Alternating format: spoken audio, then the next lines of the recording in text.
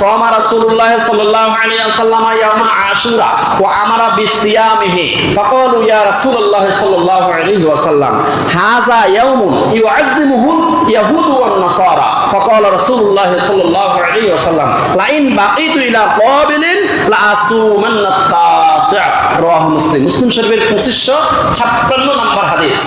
এখানে বলা হয়েছে সাওমা রাসূলুল্লাহ সাল্লাল্লাহু আলাইহি ওয়াসাল্লাম ইয়াউমা আশুরা, রাসূলুল্লাহ সাল্লাল্লাহু আলাইহি ওয়াসাল্লাম আশুরার সময় রোজা রাখতেন।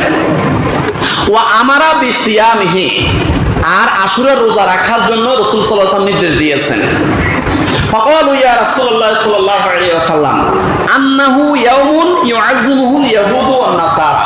সমস্ত সাহাবায়ে কেরাম বললেন, ইয়া রাসূলুল্লাহ সাল্লাল্লাহু আলাইহি ওয়াসাল্লাম, এটা এমন একটা দিবস, আশুরার দিবস, এটা ইহুদি খ্রিস্টানরাও এটাকে সম্মান করে। তখন রাসূলুল্লাহ সাল্লাল্লাহু আলাইহি ওয়াসাল্লাম বললেন, ও তাই নাকি, জেনে রাখো, জেনে